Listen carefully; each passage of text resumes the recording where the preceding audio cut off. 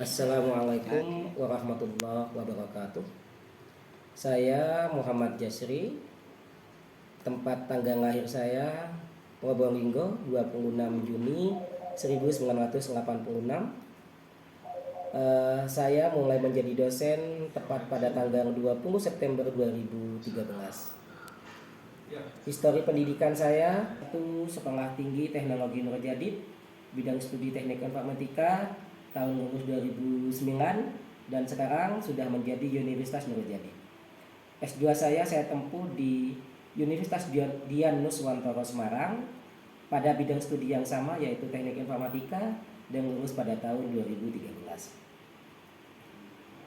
Jabatan akademik saya untuk asisten ahli kami peroleh pada tanggal 25 November 2020, dan pada tanggal 1 Juni 2023 SK Lektor 200 saya sudah turun, yaitu dengan nomor SK 0950 garing LL7 garing SK strip JAP garing KP garing Y garing 2023. Pelaksanaan pendidikan,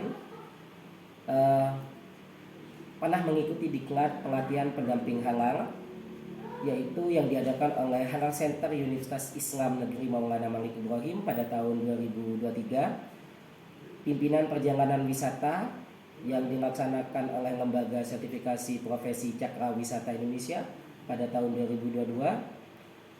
Program dan Assessment Asset for the Coast Microsoft Office 2016 yang diadakan oleh Trust Training Partner tahun 2019. Pelatihan AA 2022 dan Pekerti 2000 untuk Pekerti 2012 dan untuk AA-nya 2012 juga. Ada tugas tambahan saya sebagai dosen, yaitu pada tahun 2020 saya menjadi Kepala Lembaga Pengembangan Profesionalitas dan Kewirausahaan Universitas Nurul Jadid, dan sampai pada tahun 2022 akhir Desember saya masih menjadi Ketua Lembaga Pengembangan Profesionalitas dan Kewirausahaan.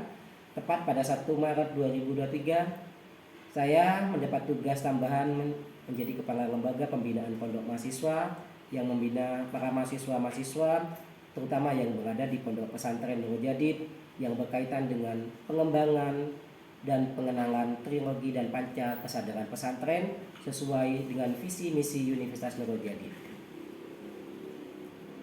Untuk selanjutnya, kami mengajar beberapa mata kuliah, terutama interaksi manusia dengan komputer, arsitektur dan organisasi komputer, serta metode penelitian dan manajemen risiko sistem informasi, dan beberapa mata kuliah lain yang diberikan oleh fakultas kepada kami sesuai dengan surat tugas setiap semesternya. Interaksi manusia dan komputer merupakan mata kuliah fundamental di dunia informatika. Mengajarkan mahasiswa tentang bagaimana interaksi manusia, komputer, serta perannya dalam mewujudkan perangkat lunak yang tepat dan bermanfaat bagi user. Yang tidak kalah penting, mata kuliah ini juga menyampaikan tentang tahapan-tahapan dalam proses perancangan antarmuka pengguna, user interface, serta tren-tren desain UI yang terkini. Sebagai contoh, yaitu adalah pada tampilan menu aplikasi smartphone. Kita buka Play Store, sudah kita akan dapatkan apa yang kita sudah dapatkan, seperti Opera Mini, Google Chrome, TikTok, dan lain sebagainya. Itu adalah sebuah tampilan yang menarik. Seperti apa? Adalah tata letak, penempatan elemen UI yang digunakan, serta pemilihan warna, tipografi, dan grafiknya. Capaian pembelajaran mata kuliah MK ini misalnya mahasiswa. Capaian pembelajaran mata kuliah MK ini, mahasiswa diharapkan mahasiswa mampu memahami konsep dasar interaksi manusia dan komputer. Bagaimana konsep-konsep dasar interaksi manusia dan komputer itu mahasiswa mampu memahami. Yang kedua, mahasiswa mampu menyusun tahapan-tahapan implementasi interaksi manusia dan komputer. Yang ketiga, mahasiswa mampu mengaplikasikan konsep interaksi manusia dengan komputer pada bidang pendidikan, perusahaan maupun penelitian. Ini yang paling penting ya, karena akan diaplikasikan nanti di dunia nyata. Dan di pembelajaran ini mahasiswa nanti bisa mengaplikasikan itu, membuat sebuah konsep interaksi manusia dan komputer pada bidang pendidikan, perusahaan maupun penelitian, sesuai dengan kebutuhan-kebutuhan yang diinginkan oleh dunia pendidikan, perusahaan maupun di dunia penelitian. Betul. Metode pembelajaran yang kami terapkan yaitu adalah ceramah. Bagaimana kami memberikan pematerian, memberikan pemahaman pematerian, dan juga nanti ada feedback dari mahasiswa untuk bertanya. Kita saling bertanya, saling tukar saling tukar penjelasan baik dari dosen dan mahasiswa. Akan tetapi sebelumnya mahasiswa itu kita kasih materi dulu sesuai dengan yang sudah ada di LPS. Mahasiswa belajar dulu, baru ketika di dalam kelas kita saling bertukar pikiran apa yang sudah kita pelajari. Yang kedua adalah fokus group discussion. Ini mahasiswa nanti kita berikan mereka sebuah materi-materi khusus yang untuk didiskusikan per kelompok. Karena nanti mahasiswa itu akan membuat kelompok masing-masing sampai 3 sampai 5 orang setiap kelompok untuk mendiskusikan sebuah materi-materi yang kita berikan kepada kelompok itu. Yang ketiga adalah tugas mandiri mahasiswa. Tugas mandiri ini ada bisa jadi tugas mandiri per individu, juga bisa tugas per kelompok. Tugas per kelompok yang ini nantinya akan menjadi penilaian tersendiri di dalam nilai akhirnya. Sehingga metode penilaian yang saya terapkan mengikuti penilaian acuan patokan PAP sesuai dengan pedoman akademik yang diterbitkan oleh Universitas Nurhajati. Ada nilai A, ada nilai A-, ada B+, B, B-, C+, C-, D, dan E. Pada penilaian ini, kalau mahasiswa dapat C-, dia tidak lulus sudah sesuai dengan ketentuan yang diterbitkan, sesuai dengan ketentuan Universitas Nurhajati sesuai dengan buku pedoman akademik. Jadi kalau C- mahasiswa tidak lulus. Kalau C masih lulus. Itu metode penilaian kami. Sehingga ada komponen evaluasi. Komponen evaluasi ini ada tugas mandiri atau kelompok 40%, ujian UTS itu 20%, ujian akhir itu 40%. Tugas mandiri ini 40% atau tugas kelompok yang mana diambilkan dari satu forum FGD itu juga akan menjadi penilaian tersendiri bagi kelompok mahasiswa. Siapa yang aktif, siapa yang tidak aktif itu juga menjadi penilaian tersendiri. Dan juga ada tugas mandiri.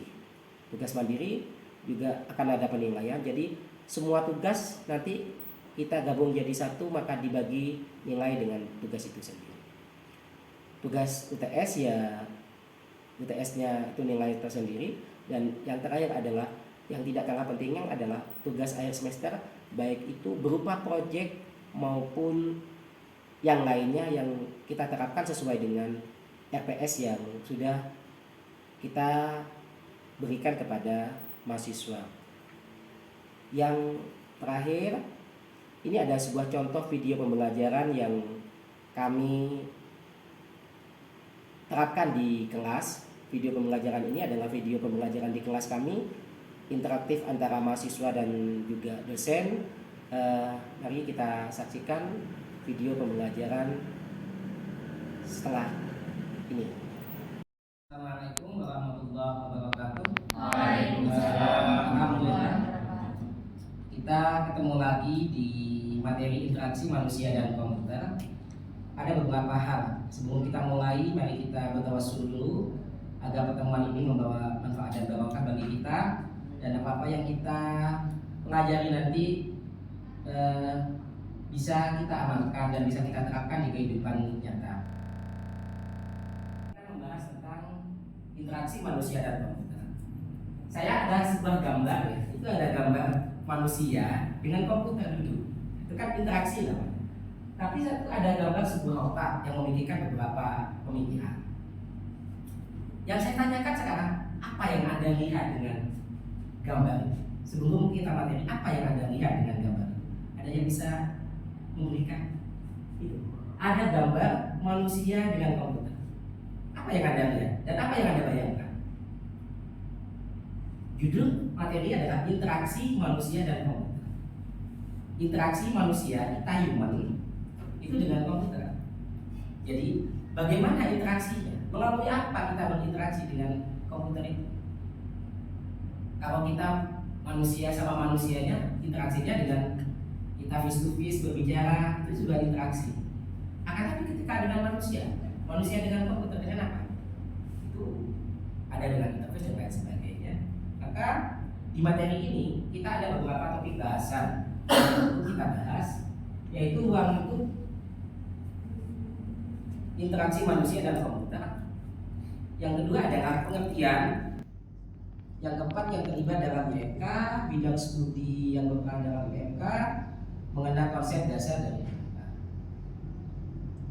Capaiannya, ruang lingkup IMK, pengertian IMK, latar belakang IMK, tujuan IMK, prinsip kerja sistem komputer, konsep dasar antarmuka. Itu adalah sebuah komunikasi ya, dua arah. Bisa antara human dengan human, manusia dengan manusia, bisa antara manusia dengan komputer. Itu adalah sebuah interaksi. Akan tapi sekarang dengan kecanggihan, ada sebuah robot yang mempunyai juga interaksi dengan manusia. Akan tapi secanggih-canggihnya robot bagi saya masih lebih canggih manusia. Kenapa? Karena robot yang menciptakan adalah manusia, yang membuat konsep-konsep struktur robot juga manusia. Sehingga di sini, di interaksi ini merupakan hubungan yang terjadi atau terbentuk antara user dan komputer dalam bidang teknologi. Ya. Melalui unit masukan dan pengeluaran interface. Interaksi membantu manusia apa yang terjadi dari user dan sistem komputer. Anda tidak bisa berinteraksi menerjemahkan antara apa tapi ketika hidup Anda bisa berkomunikasi. Itu namanya interface. Ada OS-nya, ada sistem operasinya yang sudah terinstal di sana, sehingga kita bisa berinteraksi dengan baik dengan komputer. Ya. Orang yang main game itu kan juga berinteraksi dengan komputer. Game bisa mudah digunakan, bisa tidak. Akan tetapi dalam berinteraksi itu apa yang kita lihat itulah yang kita akan dapatkan. What you see it's what you get. Apa yang kita lihat itu yang kita dapatkan.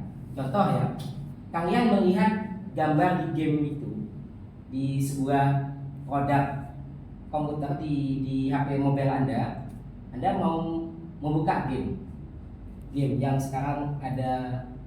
Game itu ada game apa namanya Mobile Legends semuanya. Itu kan apa yang kalian lihat itulah yang kalian dapatkan. Semuanya ada tombol panah itu menunjukkan apa? Ada tombol save itu menunjukkan bahwasannya event. Ada tombol mengganti pakaian dari sebuah fitur di dalam sebuah apa namanya game itulah yang kalian lihat, itu yang kalian dapatkan.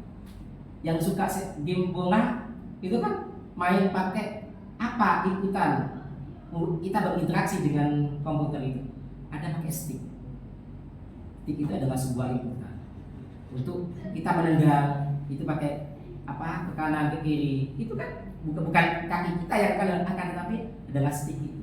Sehingga di dalam sebuah interface berbicara apa kita bisa berinteraksi dengan komputer itu sendiri, sehingga apa namanya interface yang bagus, sistem yang bagus itu bisa dihayati oleh seseorang. Bahkan main game itu sampai semangatnya dia sampai kakinya itu menendang juga. Itu dari saking bagusnya apa penjiwaan seseorang dengan sebuah sistem itu. Di sini interface interaksi itu ada jembatan, ada namanya interface ya, atau menghubung antara manusia dengan komputer itu sendiri. Sehingga ada keyboard, ada inputan, kita mengikut A, maka yang akan keluar di sebuah interface di monitor itu adalah sebuah layar output tertulis A. bukan pas apa namanya kalau kita menyebutkan A keluar B berarti ada sebuah kesalahan dalam sebuah mesin, kan sebuah sistem. Bahkan human itu yang menciptakan sebuah sistem juga human.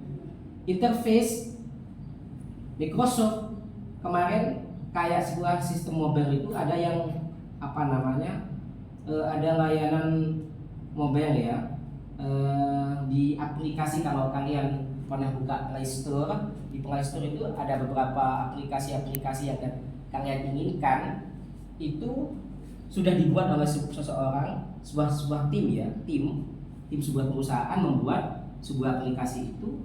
Habis itu dimasukkan di Play Store. Habis itu ternyata juga ada sistem trial itu uji coba. Biasanya diuji coba dulu, oh ternyata hasil uji cobanya, oh interface ini perlu ada pengembangan, jadi dikembangkan lagi. Oh interface ini perlu ada penambahan fitur-fitur, ditambah lagi. Sehingga memberikan apa? Intinya memberikan kenyamanan bagi human selaku pengguna. Yang ketiga adalah komputer. Komputer itu perangkat elektronik dapat digunakan untuk mengolah data dengan antara sebuah program yang mampu memberikan informasi dan hasil dari pengolahan tersebut. Kalau komputer hanya sebuah perangkat keras, tapi tidak ada aplikasi yang masuk di sana, itu tidak bisa kita buat, tidak bisa berinteraksi. Itu bukan komputer yang, ya komputer mati itu. Jadi seperti kalian punya HP, akan tapi HP-nya tidak terinstal OS dan lain sebagainya, hanya sebuah barang saja, ya itu tidak bisa buat komunikasi, tidak bisa kita berinteraksi tidak bisa. Makanya membutuhkan sebuah sistem operasi yang membuat kita manusia human bisa berinteraksi dengan komputer itu sendiri. Microsoft itu pasti seseorang itu tidak akan kerumitan dalam menggunakan Microsoft Windows itu tidak akan kesulitan, bahkan lebih mudah menggunakan. Oh ternyata ada tombol start ya. Kita harus konsisten itu dalam pembuatan itu. Kalau save biasanya disket gambarnya, tidak tahu ya kenapa itu disket. Memang itu sudah kesepakatan bahwasanya gambar save itu adalah disket. Nanti kalian ketika membuat sebuah sistem aplikasi, gambar save itu diganti dengan gambar pisah, ya tidak bisa, tidak familiar ini. Ini bisa jadi tidak paham orang nanti. What you see is what you get, itu apa yang sesuatu yang mereka lihat tidak sesuai dengan mereka yang akan mereka harapkan. Tapi kalau sudah tombol save itu gambarnya disket, berarti sudah mindset dari seseorang itu, dari human. Oh save ini adalah tombolnya, meskipun tidak ada nama save-nya, cuma ada disketnya. Oh sudah mindsetnya, oh ini adalah tombol simpan. Berarti kalau kita mau menyimpan data, maka pencet tombol save. Tombol delete itu kan ada silang ya, kalau ada salah silang.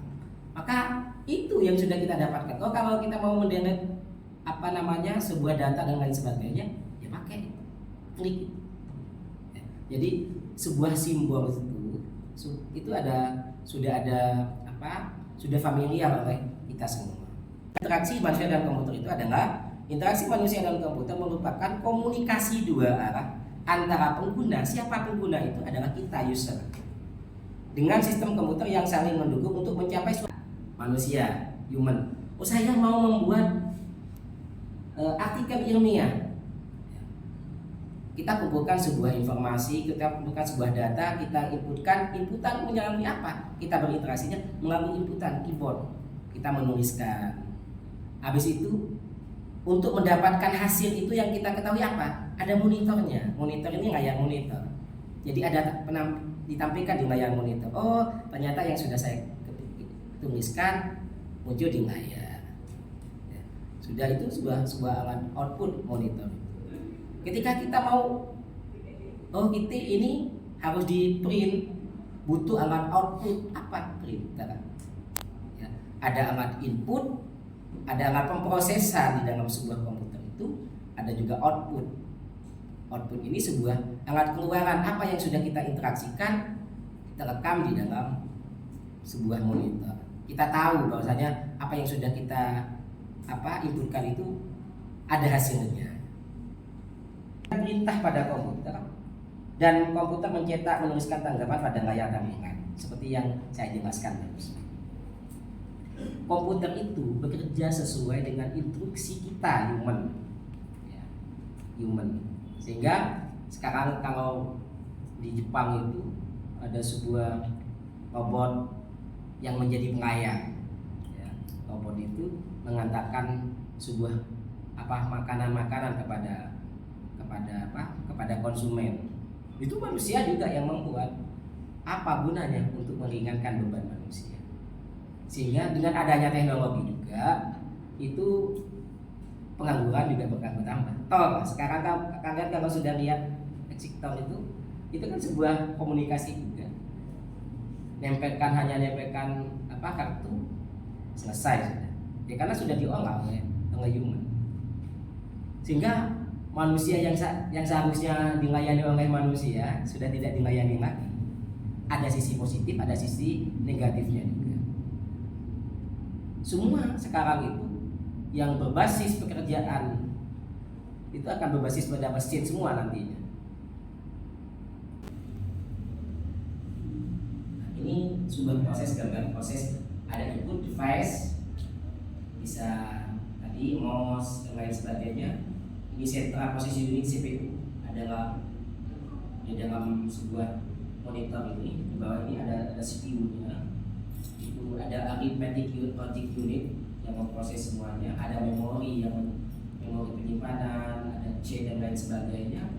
Itu bisa kan ada di pembahasan mata kuliah arsitektur komputer dan organisasi komputer. Ada output device. Output ini sebuah layanan. Tadi ada monitor, ada printer dan lain sebagainya. Mengapa diperlukan konsep IMK? Sisi kegunaannya. Contoh ini tadi yang saya contohkan tombol save. Mengapa diperlukan konsep IMK? Sisi kegunaannya. Contoh ini tadi yang saya contohkan tombol save, tombol delete pada beberapa aplikasi komputer yang perlu ada dibandingkan tombol refresh atau exit. Ini perlu diperhatikan, ada tombol save, tombol delete, tombol refresh, tombol exit. Itu semuanya gambarnya juga berbeda.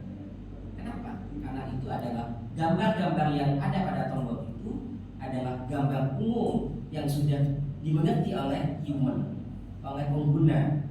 Jadi makanya jangan sekali-kali kalian ketika nanti membuat sebuah sistem informasi atau aplikasi berbasis mobile atau berbasis desktop, jangan sekali-kali mengubah sebuah gambar-gambar itu. Jadi gambar disket itu diubah dengan gambar apa? Jangan. Itu tidak familiar dengan ketentuan yang sudah ada. Ya. Contoh pemilihan struktur single menu, ada satu, kalau kalian lihat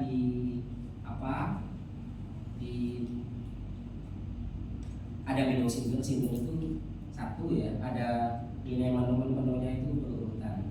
Jadi kalian kalau membuat sistem ini aplikasi atau berbasis mobile atau desktop itu sudah akan menjumpai itu. Tujuan MK menghasilkan sistem yang dapat digunakan, memiliki manfaat dan mudah dioperasikan oleh user. Ya, itu tujuan MK. Jadi seorang nanti ada yang kalau di informatika itu adalah seorang programmer. Ketika kalian membuat menjadi seorang programming, bagaimana membuat sistem itu mudah digunakan oleh orang lain. Ada general purpose system, ada yang sistem yang kebutuhan khusus. Kebutuhan khusus ini biasanya seseorang membuat sistem itu untuk umum, dibuat oleh sebuah perusahaan bersama ada timnya. Ini ada tim analis, ada tim programmer dan lain sebagainya. Itu dijadikan satu membuat sesuatu kebutuhan yang secara umum. Contoh kebutuhan secara umum tadi kayak Microsoft itu kan ada ketiganya, ada terus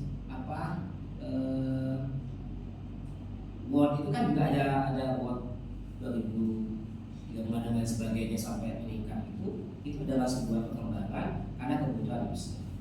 Tapi ada juga sistem yang dibuat oleh human adalah kebutuhan khusus. Suatu contoh, ada seseorang yang mau membuat sistem informasi akademik atau sistem informasi keuangan. Nah, itu membutuhkan yang membuat itu harus melibatkan user secara langsung. Pak, apa yang dibutuhkan dalam sistem ini? Kebutuhan keuangan apa saja yang dibutuhkan? Fitur-fiturnya apa saja? Itu harus melibatkan user secara langsung, harus menanyakan. Kalau yang berkebutuhan umum itu tidak butuh user dilibatkan dalam pembuatan interface dan lain sebagainya. Tapi kalau dalam kebutuhan khusus itu membutuhkan user dalam penglihatan untuk membuat sebuah rancangan dan lain sebagainya. Perlu juga diperhatikan. Banyak orang yang membuat sebuah sistem tapi sistem keamanannya tidak diperhatikan. Ya bisa dicuri orang dan lain sebagainya. Kalau kalian tahu, pernah saya menjumpai di sebuah perusahaan A, B, C, dia punya server itu di mana-mana. Ada server A di kota B, ada server B di kota C, ada 3 server pada saat. Jadi ketika satunya kena virus, masih ada cadangan server satunya yang bisa mati.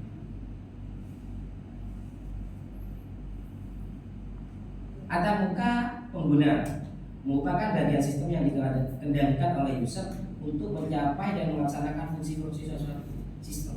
User lah yang berperan. User lah. Jadi komputer itu bergerak sesuai dengan perintah user. Siapa user itu? Adalah manusia, adalah kita. Kalau kalian buka, oh ternyata ada kita mau buka power, pencet masuk ke power, tampil. Tapi ketika sudah tampil, dia kan hanya tampil saja. Kalau kita tidak berinteraksi lagi, apa yang mau kita buka? Ya, kalau manusia tidak menginginkan sebuah perintah, maka tidak akan berjalan sebuah sistem itu. Bersifat khusus, maka usernya harus dilibatkan, analisa dari sistem analis, kreativitas dari pembuat sistem. Ini yang user interface. User interface itu jadi ada seseorang yang duduk di kursi dengan komputer.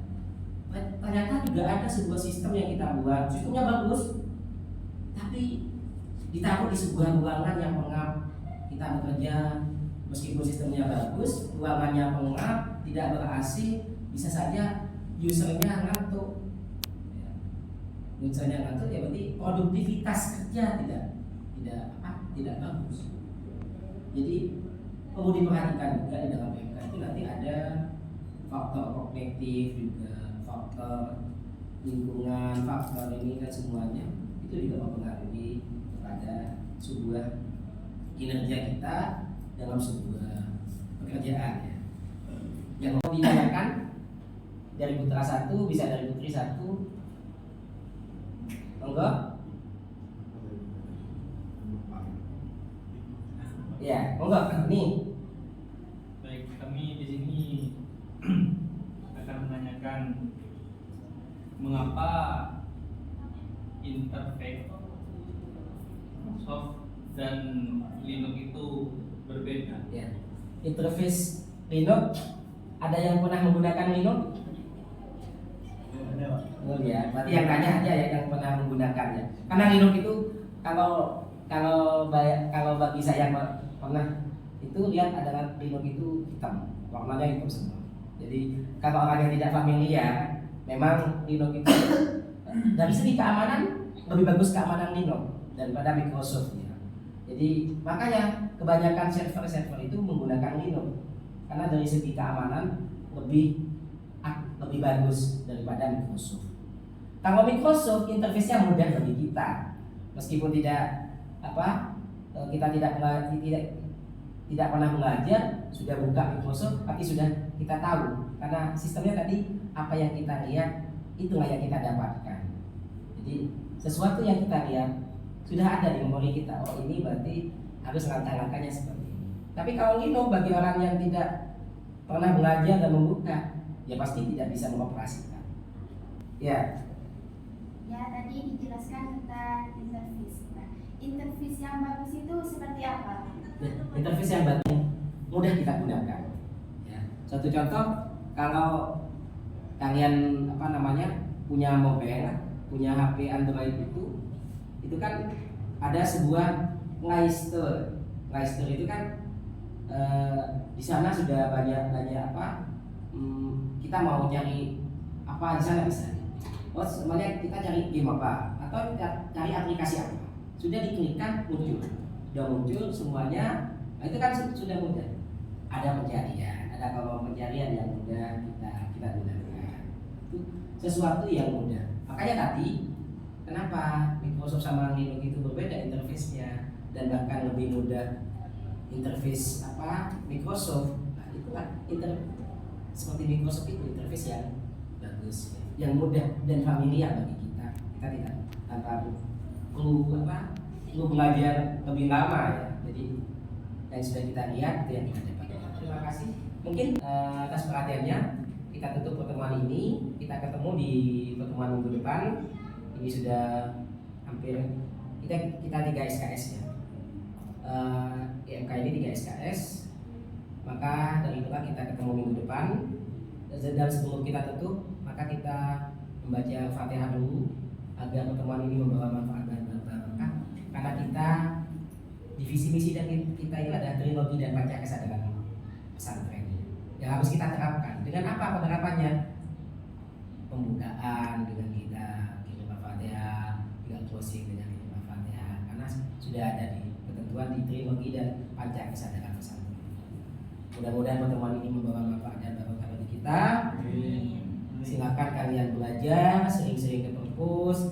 Jika tidak tahu, tanya sama temannya dan memohon kepada Allah. Mudah-mudahan apa yang kita pelajari sesuai dengan ridha Allah.